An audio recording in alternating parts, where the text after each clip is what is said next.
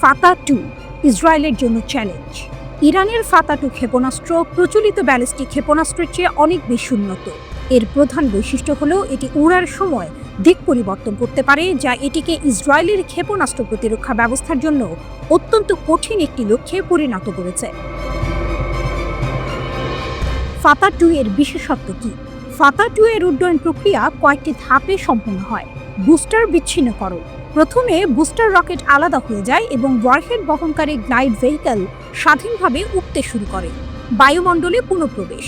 প্রচণ্ড গতিতে বায়ুমণ্ডলে পুনঃপ্রবেশের সময় গ্লাইড ভেহিকল তার বায়ুগতীয় নকশা এবং ছোট তরল জ্বালানি ইঞ্জিন ব্যবহার করে অপ্রত্যাশিতভাবে ম্যানুভার করে। এটি সাধারণত ভূপৃষ্ঠ থেকে 12 থেকে 30 কিলোমিটার উপরে ওঠে।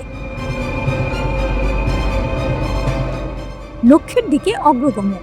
যখন এটি লক্ষ্যের কাছাকাছি আসে তখন এটি আরও নিচু অবস্থায় নেমে আসে এবং ম্যাক 5 এর বেশি গতিতে তীক্ষ্ণ ও এড়িয়ে যাওয়ার মতো ম্যানুভার করে। এই গতি, তৎপরতা এবং পরিবর্তনশীল উড়ন্ত পথ ফাতা-2কে ট্র্যাক করা বা ইন্টারসেপ্ট করা অত্যন্ত কঠিন করে তোলে। প্রচলিত ব্যালিস্টিক ক্ষেপণাস্ত্রগুলো একটি নির্দিষ্ট প্যারাবোলিক গতিপথ অনুসরণ করে, কিন্তু ফাতা-2 এই প্যাটার্ন ভেঙে দেয়। এটি হাইড্রোসাইন ফুয়েল দ্বারা চালিত। বায়ুগতীয় নিয়ন্ত্রণ পৃষ্ঠতল এবং একটি মুভেবল নজল ব্যবহার করে বায়ুমণ্ডলের মধ্য দিয়ে গ্লাইড করার সময় তার গতিপথ পরিবর্তন করে। ইসরায়েলের আকাশে ড্রাগন টেল দেখার কারণ এটি। এই ক্রমাগত এবং অপ্রত্যাশিত গতিপথ পরিবর্তন ক্ষেপণাস্ত্রটিকে ট্র্যাক করা অত্যন্ত কঠিন করে তোলে। এর অস্থির উড়ন্ত পথ রাডার সিস্টেমকে বিভ্রান্ত করে এবং টার্গেটিং অ্যালগরিদমকে হতবাক করে দেয়, যা আরও প্রচলিত স্থিতিশীল গতিপথ পরিচালনার জন্য ডিজাইন করা হয়েছিল। ফাতা-2 এর মূল অংশ হলো একটি গোলাকার সলিড ফুয়েল ইঞ্জিন। এটি পুনঃপ্রবেশের সময় সুনির্দিষ্ট স্টিয়ারিং এবং নিয়ন্ত্রিত ত্বরণ নিশ্চিত করে। ইরানি কর্মকর্তারা দাবি করেছেন ফাতা-2 এর রাডার এড়ানোর ক্ষমতা রয়েছে, যা সম্ভবত স্টিলথ প্রযুক্তির ইঙ্গিত দেয়। ইরান আরও দাবি করেছে যে ফাতা-2 12 দিনের যুদ্ধে ইসরায়েলি বিমান প্রতিরক্ষা ব্যবস্থা ভেদ করে সামরিক গোয়েন্দা সংস্থা এবং তেল আবিবের ইসরায়েলি বিমান প্রতিরক্ষা সদর দফতর সহ উচ্চমূল্যের লক্ষ্যবস্তুতে আঘাত হেনেছে। ইসরায়েলের প্রতিরক্ষা ব্যবস্থার ব্যর্থতা। ইসরায়েলের আয়রন ডোম, ডেভিডের স্লিং এবং অ্যারো অ্যান্টি ব্যালিস্টিক মিসাইল সিস্টেমের মতো একটি বহুস্তরীয় ক্ষেপণাস্ত্র প্রতিরক্ষা ব্যবস্থা রয়েছে। তবে ফাতা-2 এর মতো হাইপারসোনিক ক্ষেপণাস্ত্রগুলো এই ব্যবস্থার জন্য একটি বড় চ্যালেঞ্জ তৈরি করেছে। আয়রন ডোম 40 মাইল পর্যন্ত পাল্লার লক্ষ্যবস্তু মোকাবিলা করতে পারে। ডেভিডের স্লিং 180 মাইল পর্যন্ত ব্যালিস্টিক ক্ষেপণাস্ত্র ইন্টারসেপ্ট করতে পারে। অ্যারো সিস্টেম 1500 মাইল পর্যন্ত হুমকি মোকাবিলা করতে পারে। তবে ফাতা-2 এর গ্লাইড ভেহিকল বিচ্ছিন্ন হওয়ার পর একাধিকবার গতিপথ পরিবর্তন করার ক্ষমতা অ্যারো ক্ষেপণাস্ত্রকে বিভ্রান্ত করেছে। এই ম্যানুভার ডেভিডের স্লিং এবং আয়রন ডোম সিস্টেমকেও বাইপাস করেছে, যা ফাতা মডেলের মতো হাইপারসোনিক ক্ষেপণাস্ত্রের বিরুদ্ধে কাজ করার জন্য ডিজাইন করা হয়নি।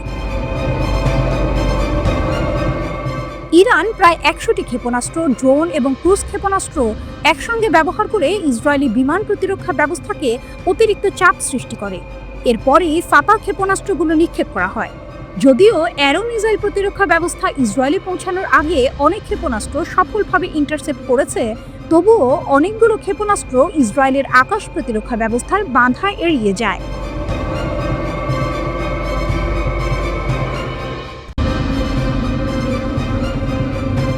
এক অদ্ভুত যুদ্ধ। ইসরায়েল ইরান সংঘাত ও পর্দার আড়ালের রাজনীতি। 13 জুন 2025 ভোর 3টা।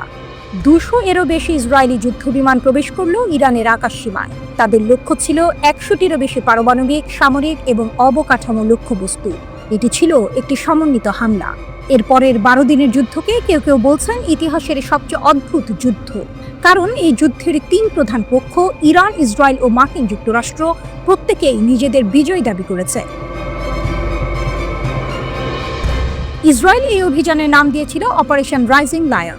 ইসরায়েলি প্রধানমন্ত্রী নেতানিয়াহু দাবি করেন এটি ছিল আত্মরক্ষার পদক্ষেপ, কিন্তু অদ্ভুত বিষয় হলো ইরান কোনো ধরনের উস্কানি দেয়নি। ইসরায়েল হঠাৎ করে বোমা হামলা শুরু করে। গত 31 মে জাতিসংঘের পারমাণবিক পর্যবেক্ষণ সংস্থা IAEA এর একটি গোপনীয় প্রতিবেদন ফাঁস হয়েছিল।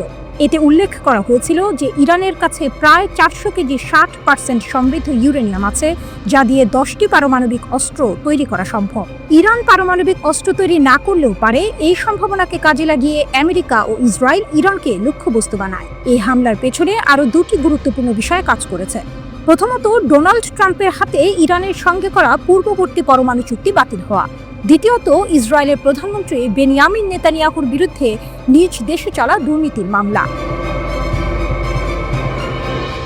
13 জুন রাতে ইরান ডজন ডজন ক্ষেপণাস্ত্র ও ড্রোন দিয়ে ইসরায়েলকে পাল্টা হামলা দেয়। বেশিরভাগ হামলা প্রতিহত হলেও তেল আবিব ও জেরুজালেমের কিছু স্থান আঘাতপ্রাপ্ত হয়। এরপর দুদেশ একে অপরের ওপর হামলা চালাতে থাকে, যেখানে উভয় পক্ষে হতাহতের ঘটনা ঘটে। 19 জুন ডোনাল্ড ট্রাম্প ইরানকে পারমাণবিক চুক্তি করার জন্য 2 সপ্তাহের সময় দেয়, কিন্তু মাত্র 2 দিন পরেই 21 জুন রাতে প্রায় 125টি মার্কিন বিমান ইরানের আকাশসীমায় প্রবেশ করে। তাদের লক্ষ্য ছিল ইরানের 3টি প্রধান পারমাণবিক স্থাপনা, ফোর্ডো, নাতানজ এবং ইস্পাহান। এই স্থাপনাগুলো মাটির অনেক গভীরে অবস্থিত হওয়ায় প্রচলিত বোমা দিয়ে ধ্বংস করা কঠিন ছিল। তাই তাদের ওপর বাংকার বাস্টার বোমা ব্যবহার করা হয়, যা 60 মিটারের বেশি গভীরে প্রবেশ করতে সক্ষম। মার্কিন যুক্তরাষ্ট্র এই প্রথম কোনো সংঘাতে এই ধরনের বোমা ব্যবহার করল। এই মিশনে ব্যবহৃত B-2 স্টেলথ বোমার বিমানটি 35 ঘন্টা উড়ে এই হামলা চালায়। ইস্পাহান পরমাণু কেন্দ্রকে লক্ষ্য করে সাবমেরিন থেকে টমাহক ক্ষেপণাস্ত্র নিক্ষেপ করা হয়েছিল। এই হামলার পর ডোনাল্ড ট্রাম্প এটিকে সফল সামরিক অভিযান হিসেবে ঘোষণা করেন এবং দাবি করেন ইরানের পারমাণবিক সমৃদ্ধকরণ স্থাপনাগুলো সম্পূর্ণ ধ্বংস হয়ে গেছে। 23 জুন ইরান পাল্টা হামলা চালায় কাতারের আল উদেইদ আমেরিকান বিমান ঘাঁটিতে। মধ্যপ্রাচ্যে এটি মার্কিন যুক্তরাষ্ট্রের সবচেয়ে বড় সামরিক ঘাঁটি। ইরান 19টি ক্ষেপণাস্ত্র নিক্ষেপ করলেও মাত্র একটি বিমান ঘাঁটিতে আঘাত হানে। এতে বড় ধরনের ক্ষতি না হলেও মধ্যপ্রাচ্যের আকাশপথে সব ধরনের বিমান চলাচল প্রায় 8 থেকে 10 ঘন্টার জন্য বন্ধ হয়ে যায়। অনেকেই তখন তৃতীয় বিশ্বযুদ্ধের আশঙ্কা করছিলেন। কিন্তু এর পরের দিনই হঠাৎ করে যুদ্ধ থেমে যায়। ডোনাল্ড ট্রাম্প সম্পূর্ণ যুদ্ধবিরতির ঘোষণা করেন। সবার মনে প্রশ্ন জাগে, কি হচ্ছে? ভূ রাজনৈতিক বিশেষজ্ঞরা মনে করেন ইরান এই যুদ্ধ চালিয়ে যেতে চায়নি, কিন্তু ইসরায়েল আগে হামলা করায় ইরান তার জনগণকে বোঝাতে চেয়েছিল যে তারা যথাযথ পাল্টা জবাব দিয়েছে।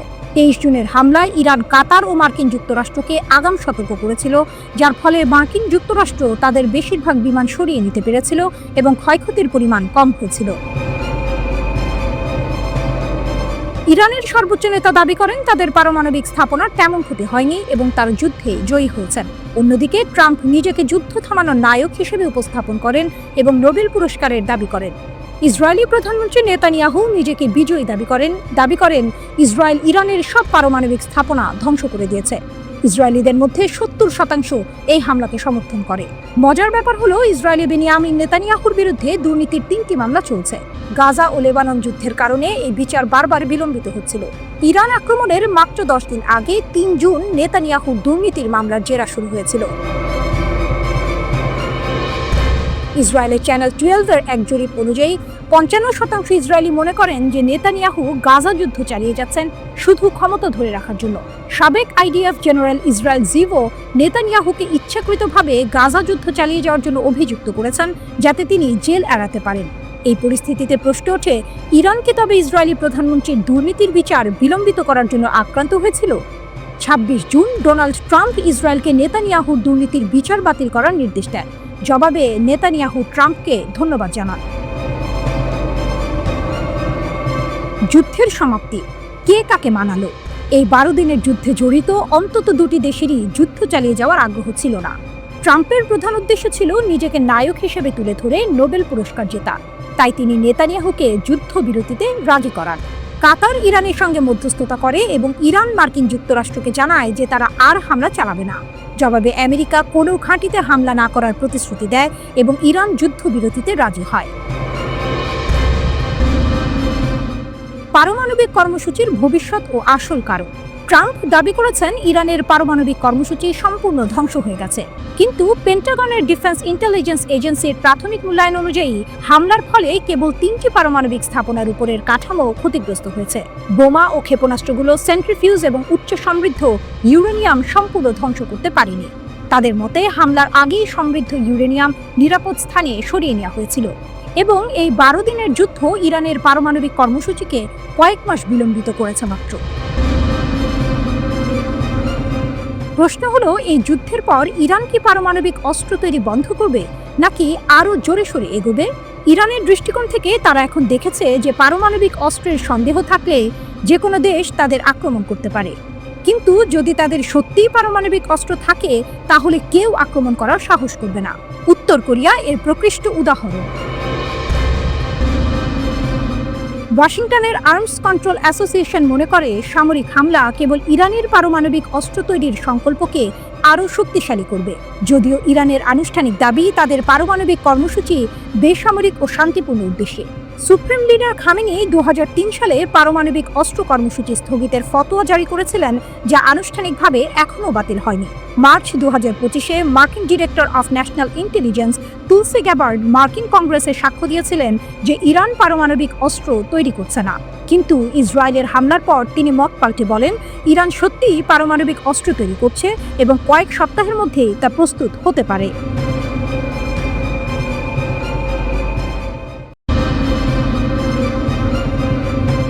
ইরানের প্রতি ইসরায়েলের নতুন হুঁশিয়ারি।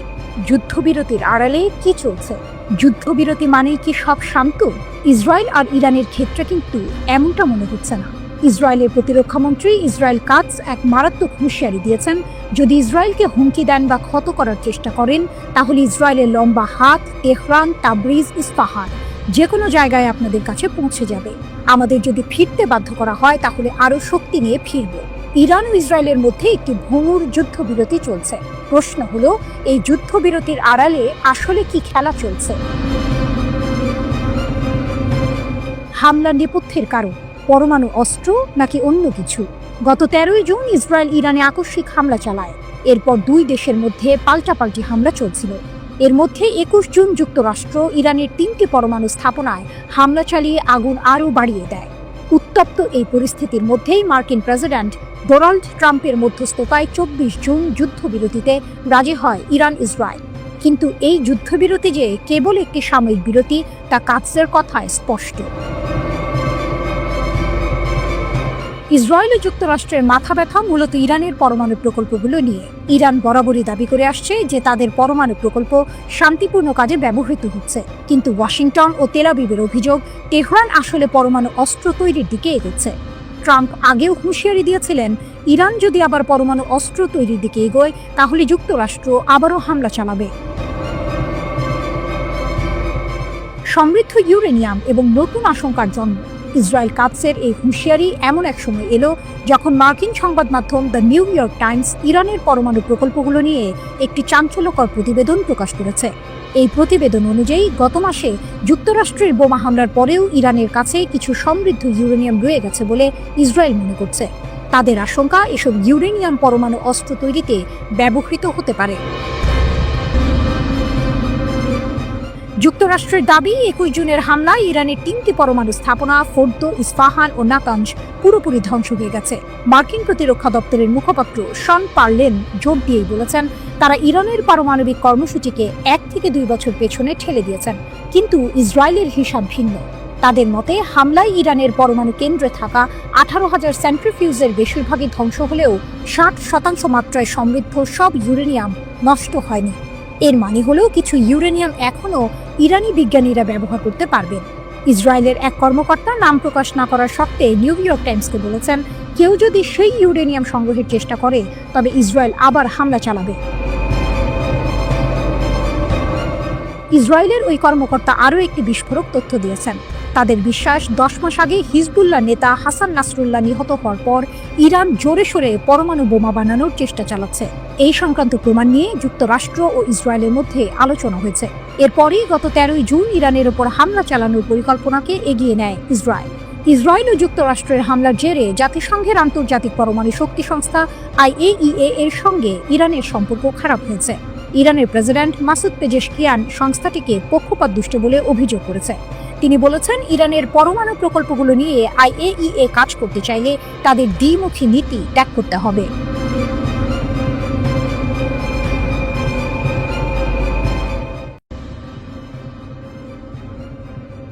অপারেশন মিডনাইট হ্যামার মার্কিন সামরিক বাহিনীর ১২৫টি যুদ্ধবিমান মিলে ইরানের ফোর্দো, নাতাঞ্জ এবং ইস্পাহানের পারমাণবিক স্থাপনাগুলোতে হামলা চালায়। ২১ জুন ২০২৫ তারিখের রাত ২টার দিকে ভূমধ্যসাগর হয়ে ইসরায়েল ও ইরাকের আকাশসীমা পেরিয়ে ৭টি B-2 স্পিরিট বোমারু বিমান ইরানে প্রবেশ করে এবং ইরানের পারমাণবিক কেন্দ্রগুলোতে আঘাত হানে। ঠিক দুদিন পর ইরান কাতারে অবস্থিত মার্কিন আল উদেইদ বিমান ঘাঁটি এবং ইরাকের আইন আল আসাদ বিমান ঘাঁটিতে হামলা চালায়। তবে আমেরিকান ঘাঁটিগুলোতে এটিই প্রথম হামলা ছিল না। অতীতেও ইরান বহুবার আমেরিকান ঘাঁটি এবং তাদের সম্পদ লক্ষ্য করে হামলা চালিয়েছে, এমনকি একবার আমেরিকার একটি পুরো যুদ্ধ জাহাজকে অকেজো করে দিয়েছিল। চলুন জেনে নেওয়া যাক অতীতের এমন 4টি ঘটনা যখন ইরান প্রকাশ্যে আমেরিকাকে বড় ধরনের আঘাত হেনেছিল।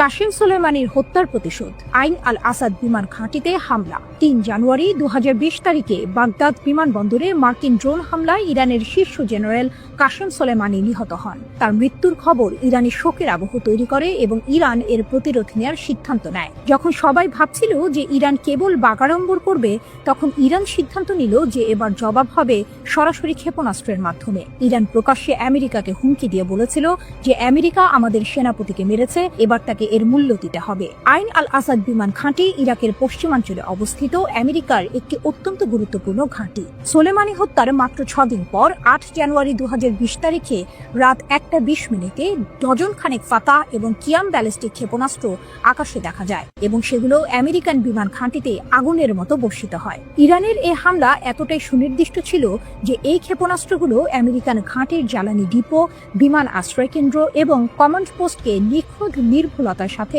আঘাত করে। সবচেয়ে আশ্চর্যের বিষয় ছিল একটি ক্ষেপণাস্ত্র লক্ষ্যভ্রষ্ট হয়নি। আমেরিকা আগে থেকেই গোয়েন্দা তথ্য পেয়েছিল, তাই সৈন্যরা বাংকারে চলে গিয়েছিল, কিন্তু ক্ষেপণাস্ত্রগুলো ঘাঁটির মারাত্মক ক্ষতি সাধন করে। হ্যাঙ্গার, রানওয়ে, ব্যারাক সবকিছুই ধ্বংসস্তূপে পরিণত হয়। প্রথম দিকে মার্কিন যুক্তরাষ্ট্র দাবি করে যে কোনো হতাহতের ঘটনা ঘটেনি, কিন্তু পরে জানা যায় যে 100-এরও বেশি আমেরিকান সেনা ট্রমাটিক ব্রেইন ইনজুরিতে আক্রান্ত হয়েছেন। তাদের স্নায়ুতন্ত্র ক্ষতিগ্রস্ত হয়েছিল, অনেক সেনার চোখের সামনে অন্ধকার নেমে আসে এবং অনেকে অজ্ঞান হয়ে পড়েছিল। RQ-4 গ্লোবাল হক ড্রোন ধ্বংস, আকাশের গর্ব যখন ছাই হলো। এর 1 বছর আগেও এমন একটি ঘটনা ঘটেছিল যখন ইরান আমেরিকাকে যোগ্য জবাব দিয়েছিল। 2019 সালের জুন মাসের এক শান্ত রাতে ইরানের আকাশসীমায় প্রবেশ করে একটি আমেরিকান ড্রোন RQ-4 গ্লোবাল হক, কিন্তু মাত্র 20 সেকেন্ডের মধ্যেই ইরান আমেরিকার এই গর্বকে আগুনে পরিণত করে দেয়। এই ড্রোনটি ইরানের সীমার ভেতরে 70,000 ফুট উচ্চতায় উঠছিল, যেখানে সাধারণ বিমান প্রতিরক্ষা ব্যবস্থা কাজ করে না। কিন্তু ইরান তাদের সেভত ক্ষেপণাস্ত্র ব্যবস্থা ব্যবহার করে ড্রোনটিকে লক করে এবং গুলি করে। আমেরিকা কল্পনাও করতে পারেনি যে ইরানের ক্ষেপণাস্ত্র ব্যবস্থা 70,000 ফুট উচ্চতা পর্যন্ত কাজ করবে। আমেরিকান পতাকাবাহী জাহাজে হামলা, চ্যালেঞ্জ যখন প্রকাশ্যে আসে। 16 অক্টোবর 1987 MVC CICT এমনই একটি কুয়েতি জাহাজ ছিল যাকে রিফ্ল্যাগ করে আমেরিকান করে দেওয়া হয়েছিল। ইরান একটি চীনা তৈরি সিল্ক ওয়ার্ম ক্ষেপণাস্ত্র নিক্ষেপ করে যা সরাসরি জাহাজের ব্রিজে আঘাত হানে। এটি ছিল 3000 কেজি ওজনের একটি সাবসোনিক ক্ষেপণাস্ত্র যা 120 কিলোমিটার পর্যন্ত লক্ষ্যবস্তুকে আঘাত করতে সক্ষম ছিল। এটি ছিল কোন আমেরিকান পতাকাবাহী জাহাজের উপর ইরানের প্রথম হামলা। আমেরিকান ফ্ল্যাগশিপে হামলা করার মানে ছিল যে ইরান একটি পরাশক্তির আত্মবিশ্বাসকে চ্যালেঞ্জ করেছে। মার্কিন যুদ্ধ জাহাজ ধ্বংস, সমুদ্রের তলায় লুকিয়ে থাকা বিপদ। 14 এপ্রিল 1988 তারিখে অপারেশন আর্নেস্ট উইল চলাকালীনই মার্কিন নৌবাহিনীর একটি গাইডেড মিসাইল যুদ্ধ জাহাজ যা USS স্যামুয়েল বি রবার্টস নামে পরিচিত ছিল অপারেশনে অংশ নিতে মাত্রই এসেছিল এবং পারস্য উপসাগরের মাঝখানে সেটি একটি ইরানি কন্ট্যাক্ট মাইনের শিকার হয়। $500 মূল্যের একটি মাইন $100 মিলিয়ন একটি জাহাজকে ধ্বংস করে দেয়। ইতিহাস সাক্ষী যে ইরানে যখন থেকে মার্কিনপন্থী সরকারের পতন হয়েছে তখন থেকে বিভিন্ন নিষেধাজ্ঞা আরোপ এবং তাদের বিরুদ্ধে চাপ সৃষ্টি করা সত্ত্বেও তারা আমেরিকার মতো পরাশক্তিকেও জবাব দিতে দ্বিধা করে না।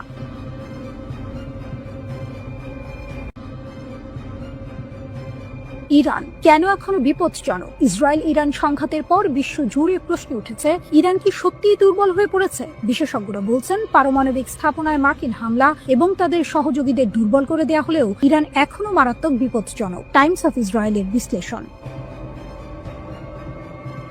12 দিনের এই সংঘাতের ফলস্বরূপ ইরানের পারমাণবিক স্থাপনাগুলোতে মার্কিন বিমান হামলা চালানো হয়। দ্য ইনস্টিটিউট ফর ন্যাশনাল সিকিউরিটি স্টাডিজের সিনিয়র ইরান গবেষক দেনিস সাপ্তির মতে, হামলায় ইরানের কিছু গুরুত্বপূর্ণ স্থান ক্ষতিগ্রস্ত হয়েছে এবং অস্ত্র উৎপাদন বিলম্বিত হতে পারে। কিন্তু সাপ্তি দাবি করেছেন, এই হামলা হুমকির প্রকৃতি মৌলিকভাবে পরিবর্তন করেনি। তিনি বলেছেন, ইরানের শাসনের মূল ভিত্তি এখনো অটুট রয়েছে এবং তারা আবার শক্তিশালী হয়ে উঠতে পারে। 22 জুনের মার্কিন হামলায় ইরানের ভূগর্ভস্থ ইউরেনিয়াম সমৃদ্ধকরণ সুবিধাগুলো লক্ষ্যবস্তু করা হয়েছিল। এর মধ্যে নাতানজ, ইস্পাহান এবং বিশেষভাবে ফোর্দোর গভীরে থাকা সেন্ট্রিফিউজ অ্যারো ছিল। এই সুবিধাগুলোই ইরানের অস্ত্র গ্রেড ইউরেনিয়াম তৈরির মূল চাবিকাঠি। জর্জিয়া টেকের পারমাণবিক প্রকৌশল অধ্যাপক ডক্টর আনা এরিকসন ব্যাখ্যা করেছেন যে এই আক্রমণ বিপজ্জনক মাত্রায় ইউরেনিয়াম সমৃদ্ধ করার জন্য ব্যবহৃত সেন্ট্রিফিউজগুলোর ওপর ছিল। তিনি বলেছেন, ইরান দীর্ঘকাল ধরে সেন্ট্রিফিউজ প্রযুক্তিতে পরিমাণ এবং গুণগত উভয় ক্ষেত্রেই বিনিয়োগ করেছে। আক্রমণের আগে ইরান প্রায় 6500টি IR-2M, 4000টি IR-4 এবং 3000টিরও বেশি IR-6 সেন্ট্রিফিউজ পরিচালনা করেছিল। এই উন্নত মডেলগুলোর গতি এবং গোপনীয়তা উভয় ক্ষেত্রেই পুরানো IR-1 ডিজাইনকে ছাড়িয়ে যায়। উদাহরণস্বরূপ IR-6 প্রতি বছর 10টি পৃথকীকরণ ইউনিট উৎপাদন করতে পারে, যা ইরানে কয়েক সপ্তাহের মধ্যে 60% সমৃদ্ধকরণ থেকে অস্ত্র গ্রেড উপাদানে স্থানান্তরিত করার ক্ষমতা দেয়। নতুন IR-9 সেন্ট্রিফিউজ, যা এখনও পরীক্ষার পর্যায়ে রয়েছে, সেই উৎপাদনকে 5 গুণ বাড়াতে পারে। এরিকসন আরও জানিয়েছেন যে আক্রমণের আগেই ইরানের কাছে প্রায় 400 কিলোমিটার উচ্চ সমৃদ্ধ ইউরেনিয়াম মজুদ ছিল, যা 10টি পারমাণবিক বোমার জন্য যথেষ্ট। এই মজুদ অক্ষত আছে কিনা তা এখনও অজানা। সংঘাতের সময় ইসরায়েল ইরানের ক্ষেপণাস্ত্র কর্মসূচিকেও লক্ষ্যবস্তু করেছে। তারা দাবি করেছে, ইরানের ক্ষেপণাস্ত্র উৎপাদন ক্ষমতা উল্লেখযোগ্যভাবে হ্রাস পেয়েছে এবং কমপক্ষে 2027 সাল পর্যন্ত দীর্ঘপাল্লার অস্ত্র উৎপাদনের ক্ষমতা বিলম্বিত হয়েছে।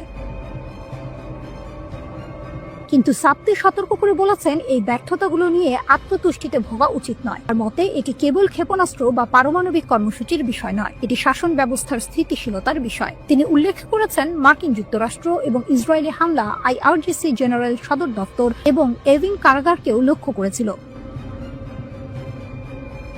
সম্প্রতি সংঘটিত 12 দিনের যুদ্ধে ইসরায়েলের অন্তত 5টি সামরিক স্থাপনায় ইরানি ক্ষেপণাস্ত্র সরাসরি আঘাত হানে বলে রাডার তথ্যের ভিত্তিতে জানিয়েছে ব্রিটিশ সংবাদ মাধ্যম দ্য টেলিগ্রাফ। ইসরায়েল কর্তৃপক্ষ এসব স্থাপনায় ক্ষেপণাস্ত্র আঘাত হানার কথা এখন পর্যন্ত প্রকাশ্যে স্বীকার করেনি। দেশটির কঠোর সামরিক সেন্সরশিপ আইনের কারণে এসব তথ্য দেশটির গণমাধ্যমে প্রকাশ করাও নিষিদ্ধ। যুক্তরাষ্ট্রের ওরেগন স্টেট ইউনিভার্সিটির একদল গবেষক এই স্যাটেলাইট রাডার তথ্য বিশ্লেষণ করেছেন। তারাই উদ্ধার করা নতুন এই তথ্যগুলো দ্য টেলিগ্রাফকে জানিয়েছেন।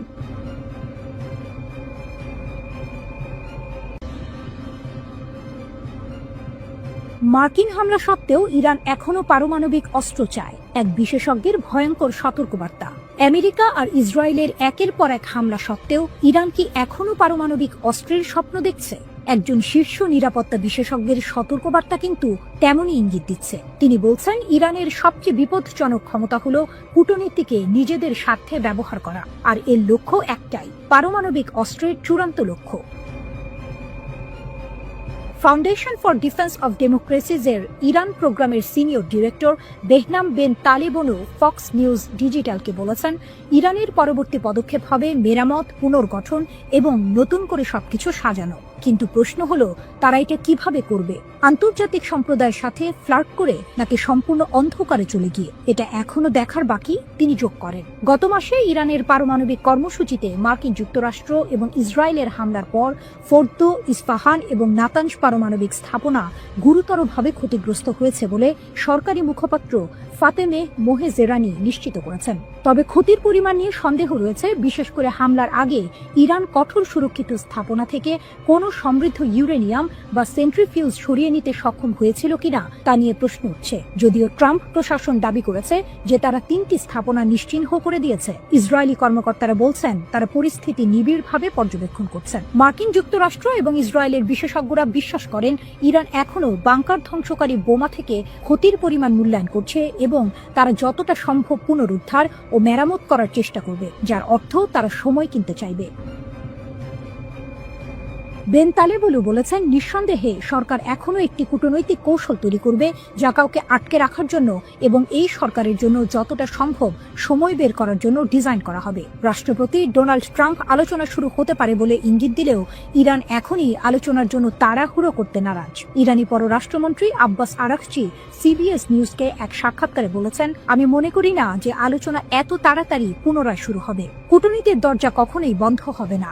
বেন তালেবুলু যুক্তি দিয়েছেন যে তেহরান সম্ভবত আবারও IAEA তে প্রবেশাধিকার সীমিত করার চেষ্টা করবে, কারণ তারা যে কোনো দর কষাকষির কৌশল ধরে রাখতে চাইবে। তার মতে ইরানের পরবর্তী পদক্ষেপ এবং সম্ভবত এই মুহূর্তে সবচেয়ে বিপজ্জনক ক্ষমতা হল এর কূটনৈতিক ক্ষমতা। তিনি বলেন, এটি শাসক গোষ্ঠীর ক্ষমতা যে হয় দুর্বল হাতে আলোচনায় প্রবেশ করে এবং শক্তিশালী হাতে চলে যায়, অথবা তার প্রতিপক্ষের সামরিক বিজয়কে রাজনৈতিক বিজয়ে পরিণত হতে বাধা দেওয়ার চেষ্টা করে। যদি মার্কিন যুক্তরাষ্ট্র এবং ইরানের মধ্যে আলোচনা হয়, তা প্রত্যক্ষ বা পরোক্ষ হোক, ইরানিরা IAEA তে প্রবেশাধিকার আটকে রাখবে। এটি ইতিমধ্যেই তাদের সবচেয়ে গুরুত্বপূর্ণ অস্ত্র, তিনি যোগ করেন।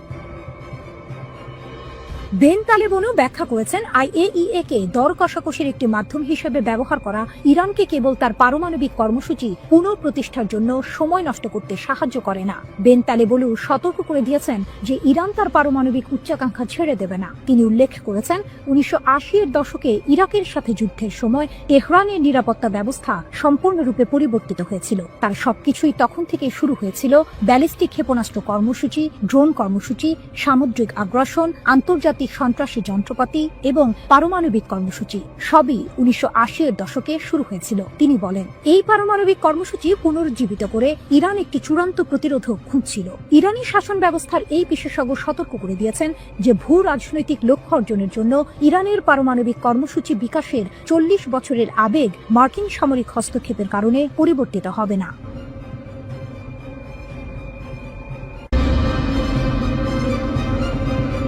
মধ্যপ্রাচ্যের উত্তেজনা যেন থামছেই না। ইরান ইসরায়েল সংঘাতের পর এখন পারমাণবিক কর্মসূচি নিয়ে নতুন করে বিতর্ক শুরু হয়েছে। মার্কিন প্রেসিডেন্ট ডোনাল্ড ট্রাম্পের মন্তব্যে সেই বিতর্কের আগুন আরও উস্কে উঠেছে। ট্রাম্পের বিস্ফোরক মন্তব্য, ইরান কি নতুন স্থানে পারমাণবিক কর্মসূচি শুরু করবে?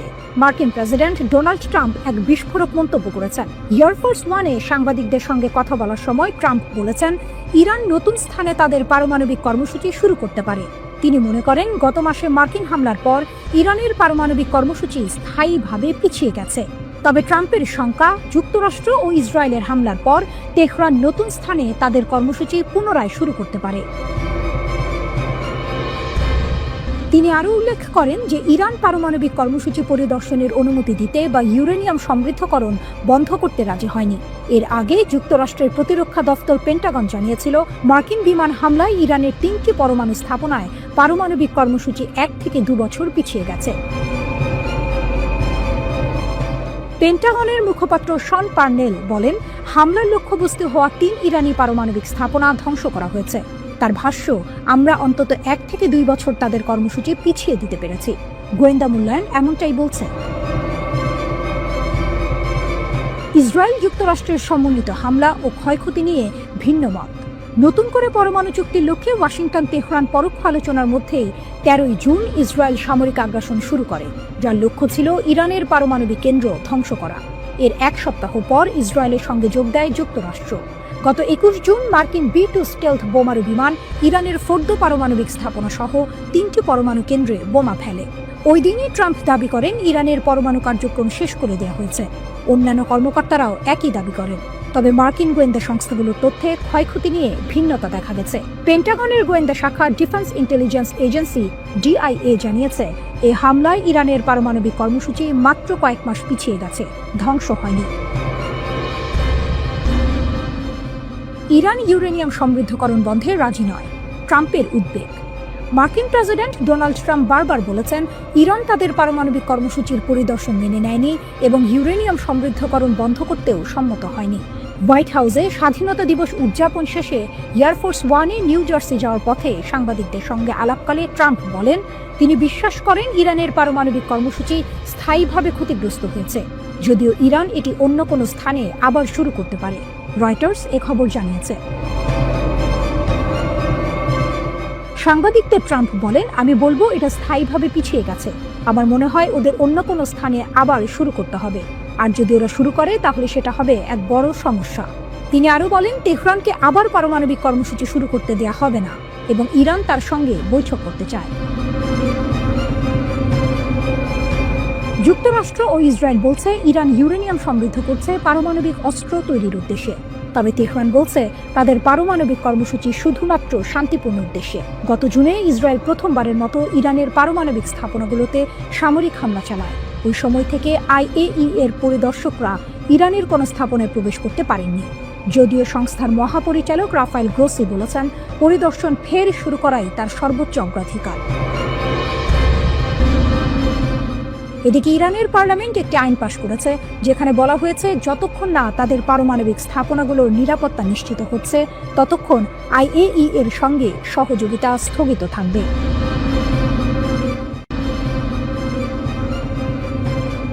বিশ্ব অর্থনীতির এক গুরুত্বপূর্ণ ধমনী হরমুজ প্রণালী। এই পথ দিয়েই বিশ্বের মোট জ্বালানি তেল ও গ্যাসের প্রায় 1/5 পরিবাহিত হয়। হঠাৎ করেই এই প্রণালীর নিরাপত্তা নিয়ে নতুন করে উদ্বেগ দেখা দিয়েছে, কারণ যুক্তরাষ্ট্র জানতে পেরেছে ইরান নাকি হরমুজ প্রণালীতে সমুদ্র মাইন পাতার প্রস্তুতি নিচ্ছিল। এই উদ্বেগের মূলে রয়েছে এক গোপন গোয়েন্দা তথ্য। জুন মাসে পারস্য উপসাগরে ইরানের নৌযানগুলোতে সামুদ্রিক মাইন ওঠানোর খবর পেয়েছে যুক্তরাষ্ট্র। মার্কিন কর্তৃপক্ষ আশঙ্কা করছে ইসরায়েলের হামলার জবাবে হরমুজ প্রণালী অবরোধ করার জন্য তেহরান এই পদক্ষেপ নিচ্ছিল। 2 উচ্চপদস্থ মার্কিন কর্মকর্তা নাম প্রকাশ না করার শর্তে রয়টার্সকে এই তথ্য জানিয়েছেন। তাদের মতে গত 13 জুন ইরানে ইসরায়েলের ক্ষেপণাস্ত্র হামলার পরই এই অজানা প্রস্তুতির বিষয়টি ধরা পড়ে। তবে এই মাইনগুলো এখনো ব্যবহার করা হয়নি, কিন্তু এই প্রস্তুতি স্পষ্ট ইঙ্গিত দেয় যে বিশ্বের অন্যতম ব্যস্ত এই বাণিজ্য পথ বন্ধ করার বিষয়ে ইরান এবার সত্যি বেশ সিরিয়াস ছিল। যদি এমনটা ঘটত তাহলে ইরান ইসরায়েল উত্তেজনা আরও ভয়াবহ রূপ নিত এবং বিশ্ব বাণিজ্যে বড় ধরনের নেতিবাচক প্রভাব পড়ত। হরমুজ প্রণালী বন্ধ হলে বিশ্ব বাজারে জ্বালানির দাম রকেটের গতিতে বাড়ত, যা এক অর্থনৈতিক বিপর্যয় ডেকে আনত। যুক্তরাষ্ট্রের ইরানের পারমাণবিক স্থাপনায় হামলার পর বিশ্ববাজারে অপরিশোধিত তেলের দাম উল্টো কমেছে, প্রায় 10% বেশি পতন হয়েছে। বিশ্লেষকদের মতে হরমুজ প্রণালী বন্ধ না হওয়ার কারণেই বাজারে স্বস্তি ফিরেছে। গত 22 জুন যুক্তরাষ্ট্র ইরানের 3টি গুরুত্বপূর্ণ পারমাণবিক স্থাপনায় হামলা চালায়। এর পরপরই ইরানের পার্লামেন্ট হরমুজ প্রণালী বন্ধ করা নিয়ে একটি প্রস্তাবের পক্ষে রায় দেয়।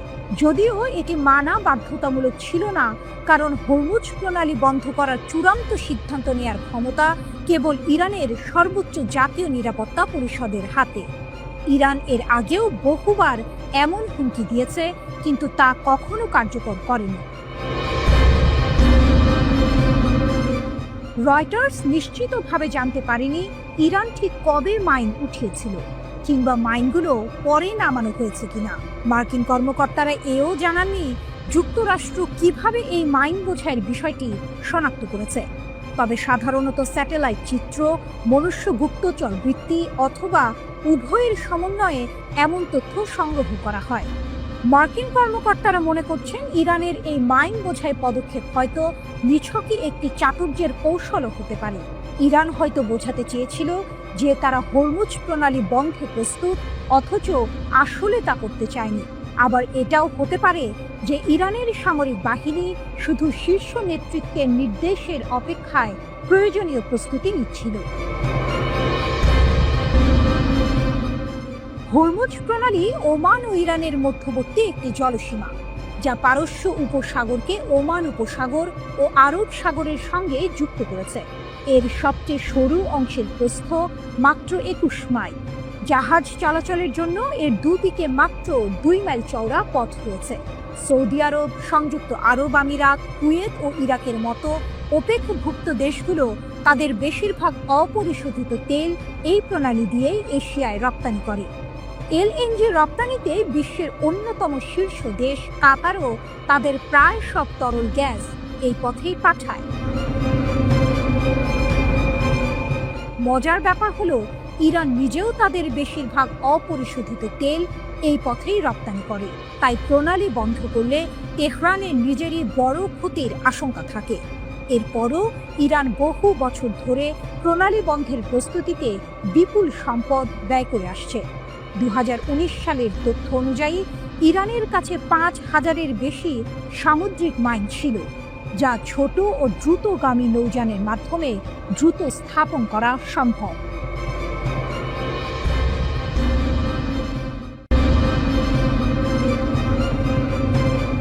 মার্কিন হামলা সত্ত্বেও ইরান কি সত্যিই পরমাণু বোমা বানানোর পথে? পরমাণু রহস্য, ট্রাম্পের দাবি বনাম বাস্তব চিত্র। ডোনাল্ড ট্রাম্প দাবি করেছিলেন মার্কিন হামলায় ইরানের পারমাণবিক স্থাপনাগুলো পুরোপুরি ধ্বংস হয়ে গেছে। শুনে হয়তো স্বস্তির নিঃশ্বাস ফেলেছিল ইসরায়েল, কিন্তু আন্তর্জাতিক আণবিক শক্তি সংস্থা IAEA বলছে অন্য কথা।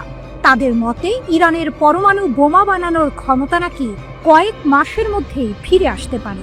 এটা কি তাহলে ট্রাম্পের এক নিছকই ফাঁকা আওয়াজ ছিল, নাকি ইরানের পরমাণু সক্ষমতা সত্যি অদম্য? ট্রাম্পের দাবি গুড়িয়ে গেছে সব। গত 13ই জুন যখন ইসরায়েল ইরানের পারমাণবিক ও সামরিক ঘাঁটিতে হামলা শুরু করে, তখন উদ্দেশ্য ছিল একটাই, ইরানকে পারমাণবিক অস্ত্র তৈরি থেকে বিরত রাখা।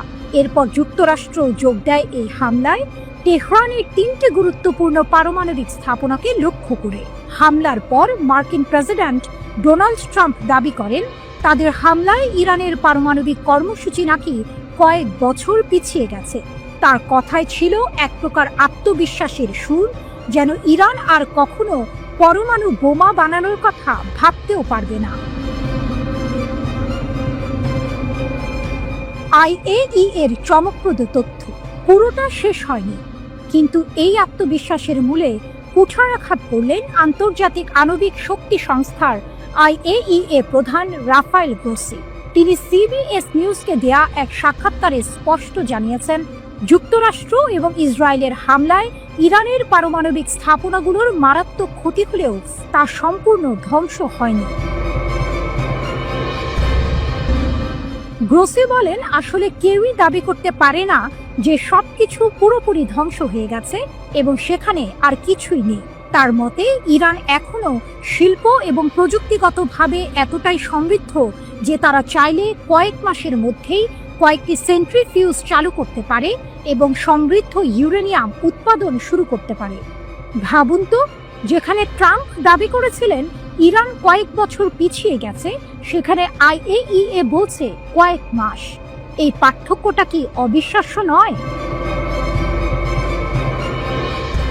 ইউরেনিয়াম রহস্য গেল কোথায়? আরও একটি বড় প্রশ্ন হলো, হামলার আগে ইরান তাদের উচ্চমাত্রায় সমৃদ্ধ ইউরেনিয়াম সরিয়ে নিতে পেরেছিল কিনা। গ্রোসি এই বিষয়ে অস্পষ্টতা রেখে গেছেন। তিনি বলেছেন, আমরা জানি না এই ইউরেনিয়াম এখন কোথায়। কিছু হয়তো হামলায় ধ্বংস হয়েছে, আবার কিছু সরানোও হয়ে থাকতে পারে। পরে হয়তো বিষয়টি স্পষ্ট হবে। পেন্টাগনের একটি প্রাথমিক তদন্ত প্রতিবেদনেও IAEA এর কথার সুর শোনা গেছে।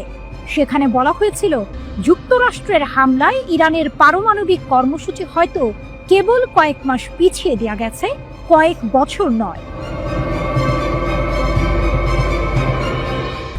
ভবিষ্যৎ কি? এই তথ্যগুলো থেকে একটা বিষয় স্পষ্ট, ইরানের পারমাণবিক সক্ষমতাকে পুরোপুরি নির্মূল করা সম্ভব হয়নি। তাহলে কি ট্রাম্পের দাবি ছিল শুধুই রাজনৈতিক কৌশল, নাকি ইরানের সামরিক প্রযুক্তি এতটাই উন্নত যে এমন হামলাতেও তাদের মূল সক্ষমতা অক্ষত থাকে? ইরান বরাবরই পারমাণবিক অস্ত্র তৈরির অভিযোগ অস্বীকার করে এসেছে। এখন দেখার পালা, ইরান সত্যি কয়েক মাসের মধ্যে ইউরেনিয়াম সমৃদ্ধকরণ শুরু করে কিনা এবং বিশ্ব শক্তিগুলো তখন কি পদক্ষেপ নেয়। পরিস্থিতি কি আরো জটিল হবে, নাকি আলোচনার মাধ্যমে এর সমাধান হবে?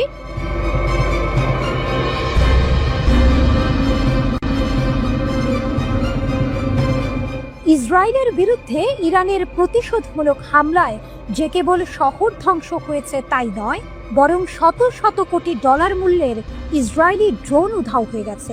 এই চাঞ্চল্যকর খবরটি নিশ্চিত করেছেন একজন ইসরায়েলি কর্মকর্তা নিজে। কিন্তু কিভাবে এমনটা সম্ভব হলো এবং এর পেছনের রহস্য কি? রহস্যময় ড্রোন উধাও, ইসরায়েলের নীরবতা। ইয়েদিয়ত আহরোনথ পত্রিকা প্রথম এই খবরটি প্রকাশ করে, যেখানে একজন ইসরায়েলি কর্মকর্তার উদ্ধৃতি দিয়ে বলা হয় যে আক্রমণকারী মনুষ্যবিহীন বিমানবাহী যানগুলো ইরানি ভূখণ্ডের মধ্যে অদৃশ্য হয়ে গেছে। অর্থাৎ ইরান সেগুলো হয় ধ্বংস করেছে, নয়তো আটক করেছে। ইসরায়েলের পক্ষ থেকে এই বিষয়ে কোনো বিস্তারিত তথ্য দেয়া হয়নি, যা এই ঘটনাকে আরও রহস্যময় করে তুলেছে। সাধারণত ইসরায়েল তাদের সামরিক সক্ষমতা নিয়ে বেশ মুখর থাকে, কিন্তু এই ক্ষেত্রে তাদের নীরবতা অনেক প্রশ্ন তৈরি করেছে। আগ্রাসন থেকে প্রতিশোধ, যুদ্ধের সূচনা। এই ঘটনার সূত্রপাত হয়েছিল 13 জুন, যখন ইসরায়েল তার সবচেয়ে বড় মিত্র মার্কিন যুক্তরাষ্ট্রের অভূতপূর্ব সামরিক ও গোয়েন্দা সহায়তায় ইরানের পারমাণবিক ও সামরিক অবকাঠামোর পাশাপাশি আবাসিক এলাকায় হামলা চালায়। এটি ছিল ইরানের ওপর ইসরায়েলের বিনা উস্কানিতে যুদ্ধ শুরু করার এক স্পষ্ট পদক্ষেপ। তবে ইরানও বসে থাকেনি। তাদের সশস্ত্র বাহিনী সম্বলিত প্রতিরক্ষামূলক অভিযানের মাধ্যমে এর জবাব দেয়। তারা শুধু ইসরায়েলি হামলা প্রতিহতই করেনি, বরং কয়েকটি ইসরায়েলি যুদ্ধ বিমান ভূপাতিত করে। এরপরই আসে মূল আঘাত। ইরান অধিকৃত ফিলিস্তিনি অঞ্চল জুড়ে কৌশলগত পারমাণবিক, সামরিক এবং শিল্প লক্ষ্যবস্তুতে বহু ওয়ারহেড এবং হাইপারসনিক রূপ সহ শত শত ব্যালিস্টিক ক্ষেপণাস্ত্র নিক্ষেপ করে। অপারেশন ট্রু প্রমিস 3, ইসরায়েলের ক্ষয়ক্ষতি। অপারেশন ট্রু প্রমিস 3 নামে পরিচিত এই প্রতিশোধমূলক অভিযানে ইরানের লক্ষ্য ছিল ইসরায়েলের গুরুত্বপূর্ণ অর্থনৈতিক ও সামরিক কেন্দ্রগুলো। এর মধ্যে ছিল তেল আবিব, হাইফা এবং বীরশেবা। ইসরায়েলি চ্যানেল 13 এর মতে এই প্রতিশোধমূলক অভিযানে ইসরায়েলের সামরিক ঘাঁটি এবং কৌশলগত সুযোগ সুবিধার উল্লেখযোগ্য ক্ষতি হয়েছে। আশ্চর্যের বিষয় হলো, ইসরায়েলি কর্মকর্তারা, এমনকি শীর্ষস্থানীয় ব্যক্তিরাও এই ধ্বংসের প্রকৃত পরিমাণ সম্পর্কে কোনো আনুষ্ঠানিক অনুমান প্রকাশ করেনি। বরং তেল আবিবের বসতি স্থাপনকারীদের দ্বারা ক্ষতির নথিভুক্তিকরণ রোধ করার জন্য তাদের তীব্র প্রচেষ্টা লক্ষ্য করা গেছে। তবুও ইসরায়েলের অর্থ মন্ত্রণালয়ের অনুমান অনুযায়ী এই প্রতিশোধমূলক অভিযানের ফলে প্রায় $3 বিলিয়ন ক্ষতি হয়েছে। অর্থমন্ত্রী বেজালেল স্মোট্রিচ আরও জানিয়েছেন যে যুদ্ধের মোট খরচ, সামরিক খরচ সহ $12 বিলিয়ন পর্যন্ত হতে পারে। এক টেলিভিশন সাক্ষাৎকারে ইরানের একজন জ্যেষ্ঠ commander, Islamic revolutionary guards corps IRGCর সমন্বয় বিষয়ক deputy commander brigadier general Mohammad Reza Naqdi জোর দিয়ে বলেছেন, ইসরায়েলের বিরুদ্ধে যুদ্ধে ইরান তাদের প্রতিরক্ষা শক্তির মাত্র 5%-এরও কম ব্যবহার করেছে। তিনি বলেন, ইরানের বিরুদ্ধে পাল্টা হামলার সময় আমাদের দেশের প্রতিরক্ষা ক্ষমতার 5%-এরও কম আসলে সক্রিয় হয়েছিল। তিনি আরও ব্যাখ্যা করেন, সক্রিয় বলতে আমি ব্যয় বোঝাচ্ছি না। এর অর্থ কেবল আমাদের প্রতিরক্ষা ইউনিটের 5% শত্রুর সাথে জড়িত হয়ে পড়েছিল।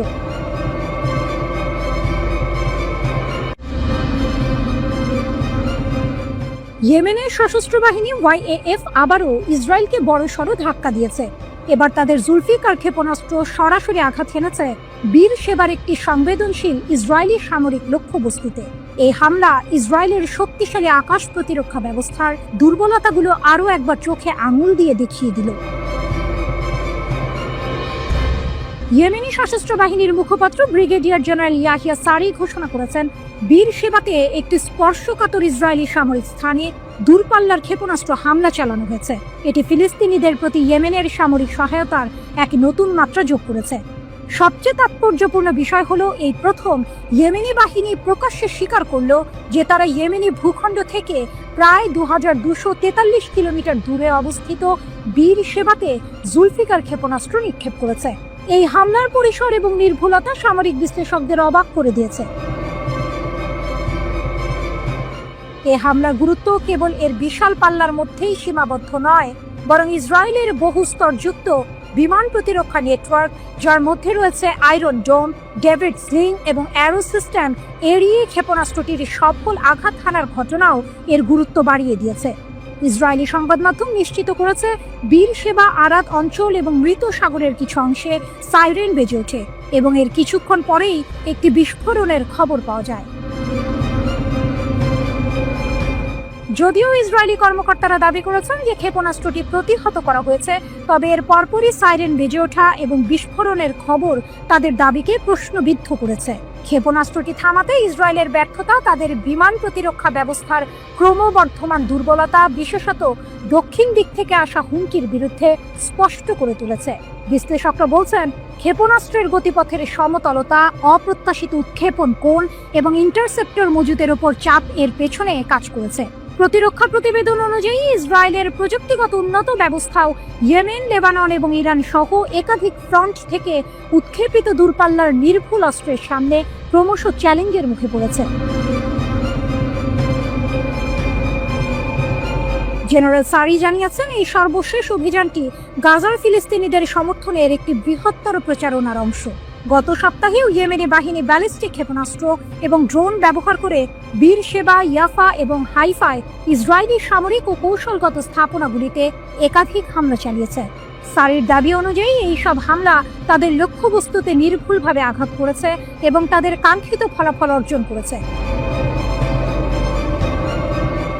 সারি দৃঢ়ভাবে বলেছেন, অনুগত ইয়েমেন কখনোই ফিলিস্তিনি জনগণের প্রতি তার ধর্মীয়, নৈতিক এবং মানবিক বাধ্যবাধকতা ত্যাগ করবে না, পরিণতি যাই হোক না কেন।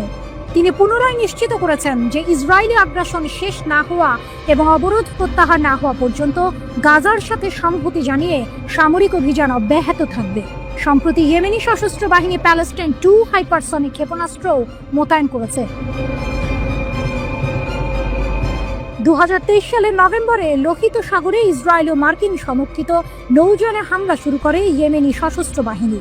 এরপর যুক্তরাষ্ট্র, ইসরায়েল দফায় দফায় ইয়েমেনে হামলা চালালেও তাদের তৎপরতা থামানো যায়নি। গোষ্ঠীটি ইরান সমর্থিত। ইরানের স্বার্থে পশ্চিমাদের সঙ্গে প্রক্সি যুদ্ধে লিপ্ত তারা।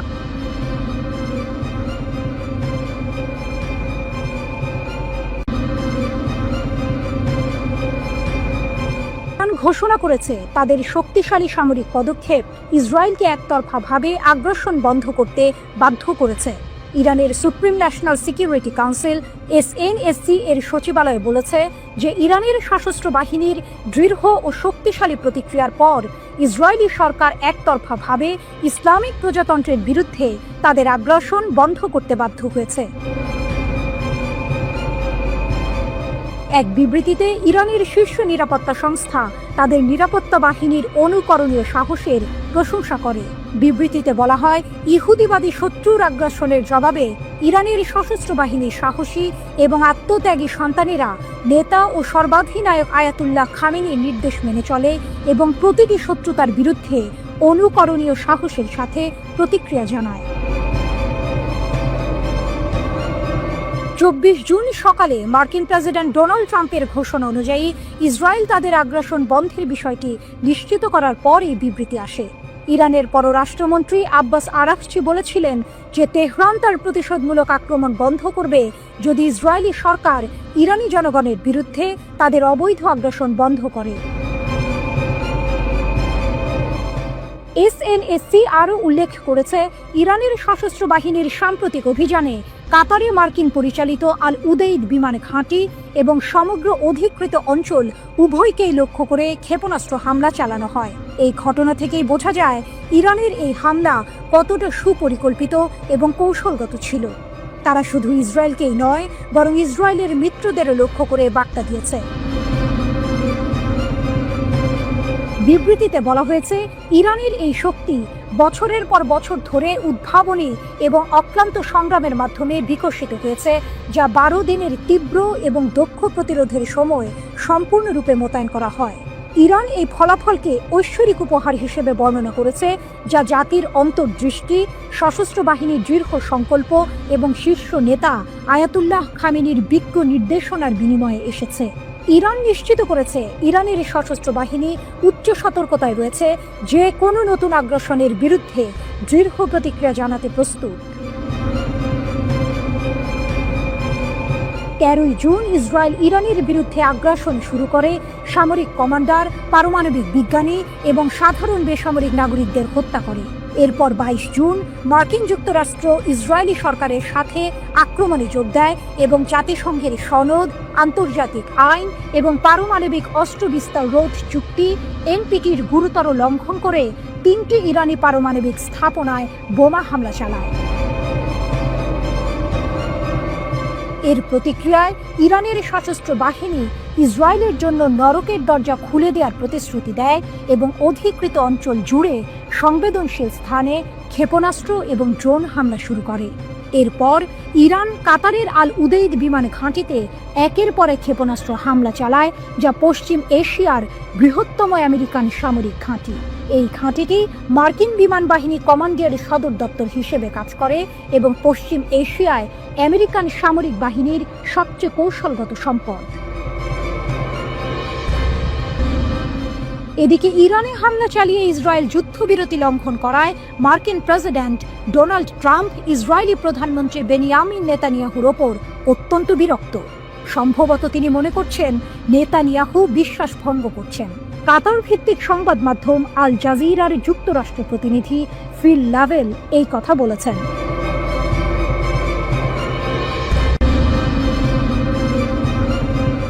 $11 দিনে $800 মিলিয়ন ধার্য পড়ল ইসরায়েলকে বাঁচাতে গিয়ে আমেরিকার অস্ত্রের ভান্ডারে টান। ভাবুন তো, মাত্র 11 দিনে একটা দেশ তার প্রায় $1 বিলিয়ন সবচেয়ে অত্যাধুনিক ক্ষেপণাস্ত্র ব্যবস্থা খরচ করে ফেলেছে। শুনতে অবিশ্বাস্য লাগলেও ইরান ইসরায়েলি সংঘাতের তীব্রতার মধ্যে এমনটাই ঘটেছে বলে দাবি করা হচ্ছে। আর এই ঘটনার মূল নায়ক হলো মার্কিন যুক্তরাষ্ট্র। তারা নাকি ইসরায়েলকে ইরানের ক্ষেপণাস্ত্র হামলা থেকে রক্ষা করতে গিয়ে তাদের terminal high altitude area defense THAAD ক্ষেপণাস্ত্র ইন্টারসেপ্টরের প্রায় 15 থেকে 20% খরচ করে ফেলেছে। খরচ $800 মিলিয়ন বেশি। এই ঘটনা কেবল অর্থের অপচয় নয়, এর পেছনে লুকিয়ে আছে মার্কিন যুক্তরাষ্ট্রের জন্য এক বিরাট কৌশলগত ঝুঁকি। প্রশ্ন উঠেছে, একটি দেশের প্রতিরক্ষা ব্যবস্থার জন্য এত বিপুল পরিমাণ অস্ত্র একবারে ব্যবহার করা কতটা যৌক্তিক, বিশেষ করে যখন চীন আর উত্তর কোরিয়ার মতো সম্ভাব্য প্রতিপক্ষের সঙ্গে যুক্তরাষ্ট্রের সম্পর্ক মোটেই ভালো নয়। তখন নিজেদের অস্ত্রের ভাড়ার এভাবে খালি করা কি বুদ্ধিমানের কাজ? থার্ড কি, আর কেনই বা এত দামি? থার্ড, যার পুরো নাম terminal high altitude area defense, এটি হলো ব্যালিস্টিক ক্ষেপণাস্ত্র ধ্বংস করার এক বিশেষ ব্যবস্থা। এর কাজ হলো, যখন একটা ক্ষেপণাস্ত্র তার লক্ষ্যবস্তুর দিকে নেমে আসে সাধারণত 40 থেকে 150 কিলোমিটার উচ্চতায়, তখন তাকে আকাশে থাকা অবস্থাতেই সরাসরি আঘাত করে ধ্বংস করে দেয়া। সাধারণ ক্ষেপণাস্ত্র প্রতিরক্ষা ব্যবস্থার মতো এতে বিস্ফোরক ওয়ারহেড নেই, বরং এটি হাইপারসনিক গতিতে ছুটে গিয়ে লক্ষ্যবস্তুকে হিট টু কুল পদ্ধতিতে ধ্বংস করে। প্রতিটি থার্ড ব্যাটারিতে 6 থেকে 9টি ট্রাক লঞ্চার থাকে, যেখানে 8টা করে ইন্টারসেপ্টর লোড করা যায়। এর সাথে থাকে একটা শক্তিশালী রাডার, যা 3000 কিলোমিটার দূর থেকেও লক্ষ্যবস্তুকে শনাক্ত করতে পারে। আর আছে একটা মোবাইল অপারেশন সেন্টার। মজার ব্যাপার হলো, একটা থার্ড ইনসেপ্টরের দাম প্রায় $12 থেকে $15 মিলিয়ন, অর্থাৎ এক একটা ক্ষেপণাস্ত্র ছুঁড়তে খরচ হয় কোটি কোটি টাকা। থার্ড অন্যান্য ক্ষেপণাস্ত্র প্রতিরক্ষা ব্যবস্থা থেকে আলাদা, যেমন মার্কিন প্যাট্রিয়ট নিম্ন উচ্চতার হুমকি ঠেকায়, আর ইসরায়েলের অ্যারো 2 এবং অ্যারো 3 উচ্চতার লক্ষ্যবস্তু ধ্বংস করে। রাশিয়ার S-400 বা চীনের HQ-9 অনেক ধরনের হুমকি মোকাবেলা করতে পারে, কিন্তু থার্ড বিশেষভাবে ব্যালিস্টিক ক্ষেপণাস্ত্রের জন্য তৈরি, যা একে অত্যন্ত কার্যকর এবং একই সাথে অত্যন্ত বিশেষায়িত করে তুলেছে। ইরানের কৌশল কি সফল? 2024 সালের অক্টোবরে ইসরায়েলের থার্ড মোতায়েন শুরু হয়েছিল, যখন ইরান ইসরায়েলে ব্যাপক ক্ষেপণাস্ত্র হামলা চালায়। 2025 সালের এপ্রিলে নাকি আরও একটি থার্ড ব্যাটারি পাঠানো হয়। আর 13 জুন থেকে 24 জুন 2025 সালের মধ্যে 11 দিনের এই তীব্র ব্যবহার শুরু হয়, যখন ইরান তেল আবিব, হাইফা আর বেয়ারশেবার মতো ইসরায়েলি শহরগুলোতে ইরান ক্ষেপণাস্ত্র হামলা চালায়। প্রতিবেদন অনুযায়ী এই 11 দিনে ইরান প্রায় 591টি ক্ষেপণাস্ত্র নিক্ষেপ করেছে। ইসরায়েলের দাবি, বহুস্তরীয় প্রতিরক্ষা ব্যবস্থা, যার মধ্যে থার্ড, অ্যারো, ডেভিড স্লিং এবং আয়রন ডোম ছিল, সেগুলোর বেশিরভাগ হামলা ঠেকিয়ে দিয়েছে। তবে সবকটা নয়। একটা উল্লেখযোগ্য ঘটনা হলো 15 জুন তামরায় একটা আবাসিক ভবনে ইরানের ক্ষেপণাস্ত্র হামলায় একই পরিবারের 4 জন মারা যায়। 19 জুনের আরেক হামলায় বীরশেবার সরৌকা হাসপাতালেও ক্ষতি হয়। ইরানের কৌশল ছিল তাদের বিশাল সংখ্যক ক্ষেপণাস্ত্র দিয়ে ইসরায়েলের প্রতিরক্ষা ব্যবস্থাকে অভিভূত করা। তারা শাহাব 3 এর মতো ব্যালিস্টিক ক্ষেপণাস্ত্র এবং সম্ভাব্য হাইপারসনিক সিস্টেম যেমন ফাত্তাহ 1 ব্যবহার করেছে, যা প্রতিরক্ষা ব্যবস্থাকে ফাঁকি দিতে পারে। এই উচ্চতার ব্যালিস্টিক ক্ষেপণাস্ত্রগুলো ঠেকানোর জন্য থার্ড অত্যন্ত গুরুত্বপূর্ণ ছিল, যা ইসরায়েলের অ্যারো সিস্টেমের পরিপূরক হিসেবে কাজ করেছে। কিন্তু এখানে একটা প্রশ্ন থেকে যায়। 2025 সালের 4 মে তারিখে একটি হুথি ক্ষেপণাস্ত্র থার্ডকে পাশ কাটিয়ে গিয়েছিল এবং পরে অ্যারো দ্বারা বাধাপ্রাপ্ত হয়েছিল। এটা কি থার্ডের কিছু উন্নত হুমকি মোকাবেলার দুর্বলতা তুলে ধরে, নাকি ইরানের ফাত্তাহ 1 এর মতো হাইপারসনিক ক্ষেপণাস্ত্র সত্যিই থার্ডকে ফাঁকি দিতে সক্ষম? এই বিপুল পরিমাণ অর্থ ব্যয় এবং অস্ত্রের ক্ষয়ক্ষতি কি সত্যি ইসরায়েলকে পুরোপুরি নিরাপদ রাখতে পেরেছে, নাকি ইরানের এই কৌশল এক নতুন ধরনের যুদ্ধের ইঙ্গিত দিচ্ছে, যেখানে প্রতিপক্ষের ব্যয়বহুল প্রতিরক্ষা ব্যবস্থাকে ধীরে ধীরে নিঃশেষ করে দেয়া হবে?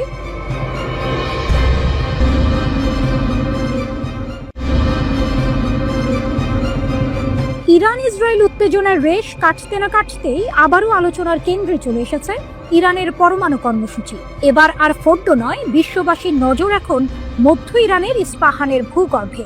সেখানেই লুকিয়ে আছে তেহরানের সবচেয়ে গোপন এবং দুর্ভেদ্য পারমাণবিক ঘাঁটি, যেখানে রয়েছে ইরানের সমৃদ্ধ ইউরেনিয়ামের সবচেয়ে বড় মজুদ।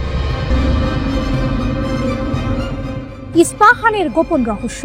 ওয়াশিংটনের সামরিক ও গোয়েন্দা কর্মকর্তারা দাবি করেছেন, ইস্পাহানের এই ঘাঁটিতে ইরান তার ইউরেনিয়ামের প্রায় 60% মজুত করে রেখেছে। মার্কিন কর্মকর্তারা স্বীকার করেছেন, ইস্পাহান পারমাণবিক স্থাপনায় হামলায় যুক্তরাষ্ট্র শক্তিশালী বাংকার বাস্টার বোমা ব্যবহার করেনি, কারণ এই স্থাপনাটি এতটাই গভীরে যে এই ধরনের বোমাও সেখানে কার্যকর হতো না। মার্কিন সিনেটরদের এক গোপন ব্রিফিংয়ে এই চাঞ্চল্যকর তথ্য নিশ্চিত করেছেন মার্কিন প্রতিরক্ষা বিভাগের জয়েন্ট চিফস অব স্টাফের চেয়ারম্যান জেনারেল ড্যান কেইন। মার্কিন সংবাদ মাধ্যম CNN এই খবর জানায়। মার্কিন কর্মকর্তারা বিশ্বাস করেন, স্থাপনাটির ভেতরের অংশ, যেখানে ইরানের প্রায় 60% সমৃদ্ধ ইউরেনিয়াম মজুদ রয়েছে, তা এতটাই গভীরে অবস্থিত যে সেগুলো ধ্বংস করা এই বোমার পক্ষেও সম্ভব হতো না। হামলার কৌশল। বাংকার বাস্টার নয়, টমাহক। সাধারণত যুক্তরাষ্ট্রের B-2 বোমারু বিমান থেকে ফোর্দো ও নাতাঞ্জ স্থাপনার উপর ডজন খানেক বাংকার বাস্টার ফেলা হলেও ইস্পাহানে কেবল সাবমেরিন থেকে ছোড়া টমাহক ক্ষেপণাস্ত্রের মাধ্যমে আঘাত করা হয়েছে। এই ভিন্ন কৌশলই বলে দিচ্ছে ইস্পাহানের দুর্ভেদ্যতার গল্প। জেনারেল কেইনের পাশাপাশি প্রতিরক্ষা সচিব পিট হেগসেট, পররাষ্ট্রমন্ত্রী মার্কো রুবিও এবং মার্কিন গোয়েন্দা সংস্থা CIA এর পরিচালক জন র্যাডক্লিফস এই ব্রিফিংয়ে উপস্থিত ছিলেন। CIA জানিয়েছে, ইরানের সবচেয়ে গুরুত্বপূর্ণ সমৃদ্ধ ইউরেনিয়ামের মজুদ ইস্পাহান ও ফোর্দোতে অবস্থিত। ডেমোক্রেট সিনেটর ক্রিস মার্ফি সাংবাদিকদের জানিয়েছেন, ইরানের কিছু স্থাপনা এতটাই গভীরে যে সেখানে মার্কিন সামরিক হামলার কোনো সক্ষমতাই পৌঁছাতে পারে না। তারা তাদের মজুদের বেশিরভাগ অংশ এমন সব জায়গায় সরিয়ে নিতে সক্ষম হয়েছে যেখানে যুক্তরাষ্ট্রের বোমা হামলা কোনো ক্ষতি করতে পারবে না। ইউরেনিয়াম সরানোর বিতর্ক। ট্রাম্পের দাবি বনাম বিশেষজ্ঞদের ধারণা। এদিকে প্রতিরক্ষা সচিব পিট হেগসেট বলেছেন, মার্কিন হামলা থেকে রক্ষায় ইরান তার উচ্চমাত্রায় সমৃদ্ধ ইউরেনিয়াম অন্যত্র সরিয়ে নিয়েছে, এমন কোনো গোয়েন্দা তথ্য তার জানা নেই। মার্কিন প্রেসিডেন্ট ডোনাল্ড ট্রাম্পও দাবি করেছেন, হামলার আগে কোনো ইউরেনিয়াম সরানো হয়নি। 21 জুন ভোরে ইরানের 3টি পারমাণবিক স্থাপনায় হামলা চালায় যুক্তরাষ্ট্র। এর আগে বলা হয়েছিল 3 স্থাপনাতেই 1 ডজনেরও বেশি 30,000 পাউন্ড ওজনের বাংকার বাস্টার বোমা দিয়ে আঘাত করা হয়েছে। ইরান ইসরায়েলের যুদ্ধবিরতি হলেও ইরানের পারমাণবিক কর্মসূচি নিয়ে কয়েকদিন ধরেই চলছে তুমুল আলোচনা। মার্কিন হামলায় ইরানের পারমাণবিক স্থাপনাগুলো পুরোপুরি ধ্বংস হয়ে গেছে বলে ট্রাম্প দাবি করলেও এক প্রাথমিক গোয়েন্দা প্রতিবেদনে এই দাবির ব্যাপারে সন্দেহ পোষণ করা হয়। বিশেষজ্ঞরাও ধারণা করেছেন, ইরান উচ্চমাত্রায় সমৃদ্ধ ইউরেনিয়াম অন্য কোথাও সরিয়ে নিয়ে থাকতে পারে। এমনকি ইরানের একজন কর্মকর্তাও বলেছেন, তারা আগেই সমৃদ্ধ ইউরেনিয়াম সরিয়ে ফেলেছে।